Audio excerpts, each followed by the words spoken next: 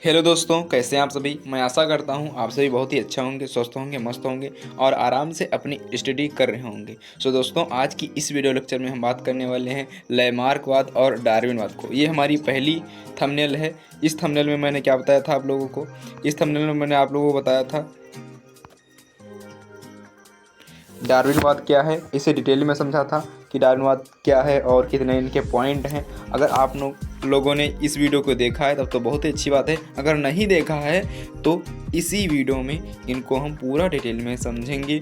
इनकी जो है लिखने की चीज़ें थी वो इस वीडियो में थी और समझने की अंडरस्टैंडिंग थी वो आज वीडियो में हम डिस्कस करेंगे। और इनको 0 पॉइंट से मैंने समझा दिया था इनका मतलब क्या था। आज हम लैमार्कवाद और डार्विनवाद को दोनों को समझेंगे और दोनों को समझने के बाद में उनमें डिफरेंस क्या है उन्हें डिटेल में समझेंगे। तो चलते हैं अपने उस पेज की तरफ।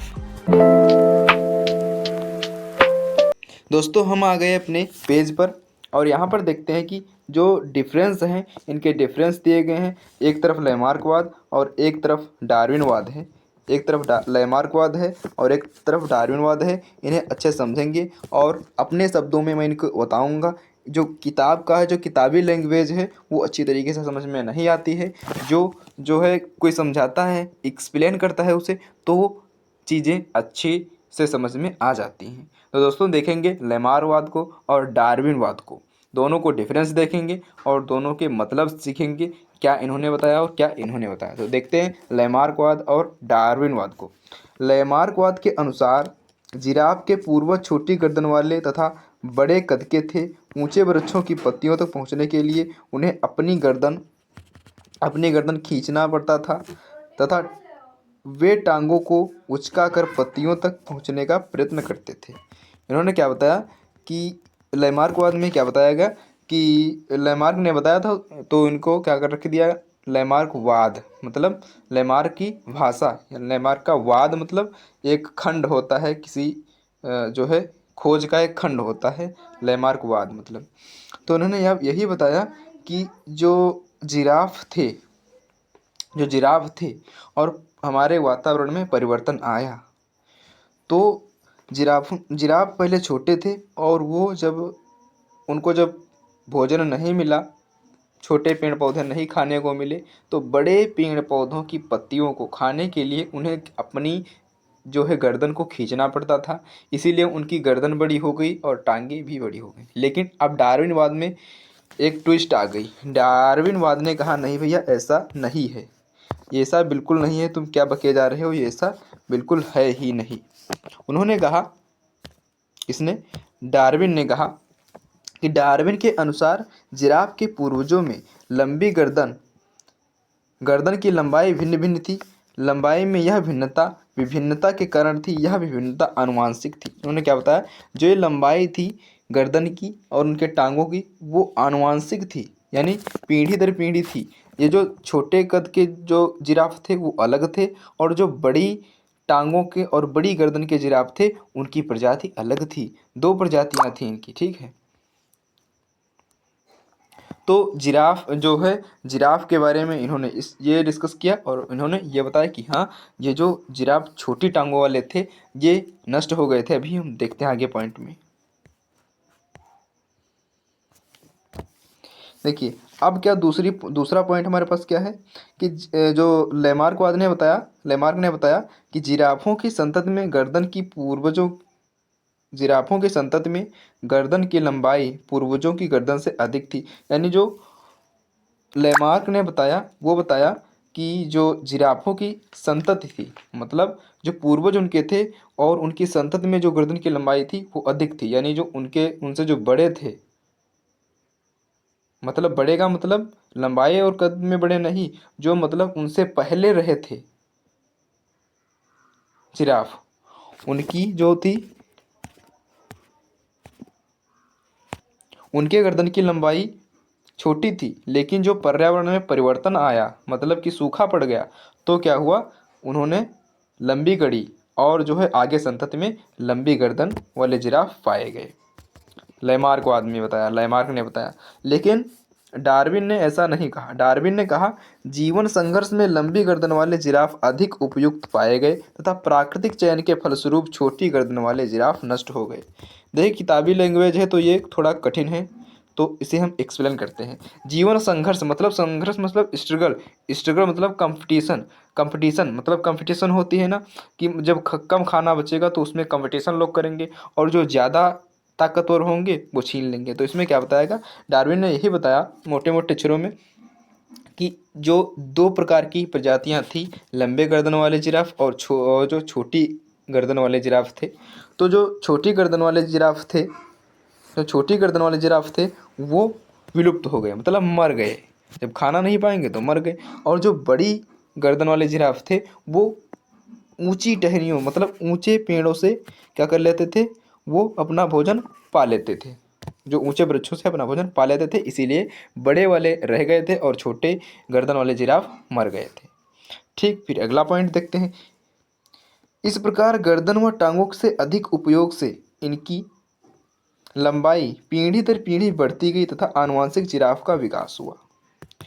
लेमार्क ने क्या बताया कि जो इनकी गर्दन व टांगों की अधिक जो उपयोग की गई लंबाई थी, मतलब जो इन्होंने इन्होंने यही बताया था लेमार्क ने कि शरीर का वो पार्ट जिसे हम ज़्यादा यूज करते हैं वो विकसित रहता है। मतलब जैसे कि मनुष्य की पूँछ, उन्होंने बताया कि आदिमानव में पूँछ थी, लेकिन पूँछ का जब उपयोग नहीं पड़ा तो क्या हुआ, वो पूँछ विलुप्त हो गई।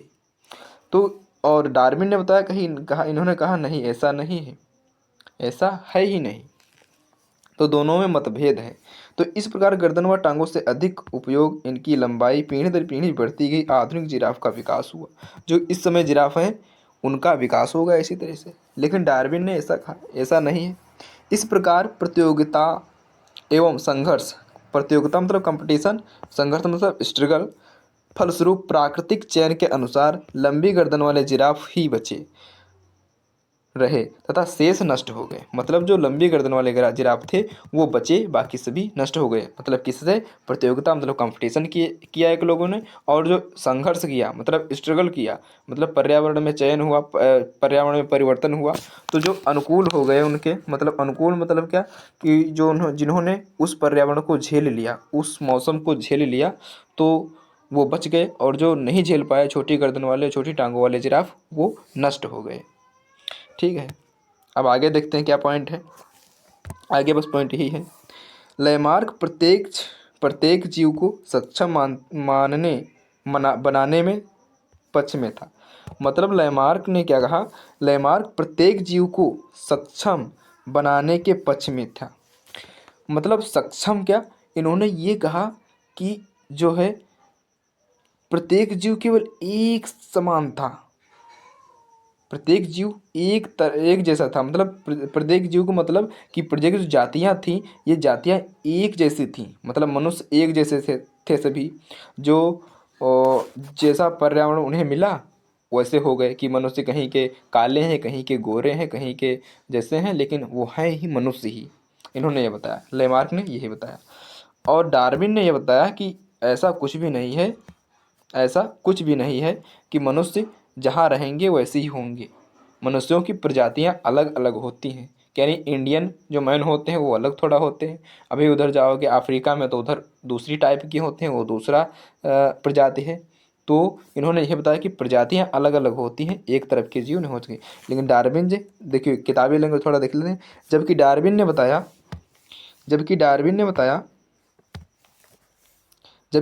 ने बताया कि जो जीव सक्षम होगा वह स्वयं ही जीवित रह लेगा। सक्षम मतलब जो पर्यावरण के अनुकूल रहेगा वो रह लेगा, और जो पर्यावरण के प्रतिकूल रहेगा वो नहीं रह पाएगा, वो नहीं रह पाएगा। इन्होंने, डार्विन ने ये बताया। तो इतना ही टॉपिक था हमारा, और इन दोनों में मतभेद ही था। हम आपके, अगर आप चाहो तो मैं डार्विनवाद और लैमार्कवाद को आपके गली से जोड़ दूँ। गली से कैसे, गली के कुत्तों से जोड़ दूँ। तो गली के कुत्तों को देखते हैं, जो फीमेल डॉग्स होते हैं, तो फीमेल डॉग्स कम से कम 5 या 6 बच्चे देती है एक बार में। 4 या 3 जरूर देती है, 2 से तो कम देगा ही नहीं। ठीक है, तो उसमें क्या होता है, जो बच्चे होते हैं उनमें होती है कंपटीशन। जो बच्चा ज़्यादा दूध पीता है वो ज़्यादा हष्ट पुष्ट रहता है, बहुत ज़्यादा मतलब ताकतवर रहता है। वो अपना दूध तो पीता ही है, वो अपने भाई बहन का भी दूध पी जाता है। जो कौन? जो ज़्यादा मतलब हष्ट पुष्ट होता है, और वही जीवित आगे रह जाता है। बाकी मान लेते हैं अगर पाँच पाँच बच्चे दिया, 5 बच्चे दिया फीमेल डॉग ने, उसमें से 2 हैं हष्ट पुष्ट, तो 5 में से 2 बचेंगे, 3 का दूध वो 2 ही पी जाएंगे, 3 का दूध वो 2 ही पी जाएंगे जो हष्ट पुष्ट हैं। इसी तरीके से इन्होंने, डार्विन ने यही बताया कि स्ट्रगल होता है जीवों में। जो जीव झेल लेते हैं, जो जीव कंपटीशन कर लेते हैं और प्रतियोगिताओं में जीतते हैं, मतलब जीतने का मतलब यही है कि जो लोग अपना खाना खा करके दूसरों का भी खाना खा जाते हैं, मतलब वही बचते हैं। तो इतना ही टॉपिक था हमारा, और इसको मैंने कंप्लीट कर दिया आपके सामने, आपके नेत्रों के सामने, डार्विनवाद और लैमार्कवाद को प्रेम पूर्वक, और आप लोगों ने सीख भी लिया इसका मेन पॉइंट क्या था। तो मिलते हैं किसी नेक्स्ट वीडियो में। और हाँ, अभी तक इस वीडियो को किसी ने लाइक नहीं किया है, मतलब इससे पहले मैंने वीडियो जितनी डाली है, अपलोड की है, उनको तो लाइक नहीं किया है, ना ही उन पर सब्सक्राइबर आए हैं। तो इसीलिए आपसे रिक्वेस्ट है, आप वीडियो को लाइक कीजिएगा और चैनल को सब्सक्राइब कीजिएगा, क्योंकि यहाँ पर फालतू की चीज़ें नहीं आती हैं, यहाँ पर काम की चीज़ें आती हैं, और वो काम की चीज़ें सिर्फ आपके लिए होती हैं। तो मुझे पूरा यकीन है कि आप ज़रूर इस वीडियो को लाइक करेंगे और चैनल को सब्सक्राइब करेंगे, और मिलेंगे नेक्स्ट वीडियो में आप भी और हम भी। तब तक के लिए जय हिंद, वंदे मातरम, goodbye, take care, love you, bye bye.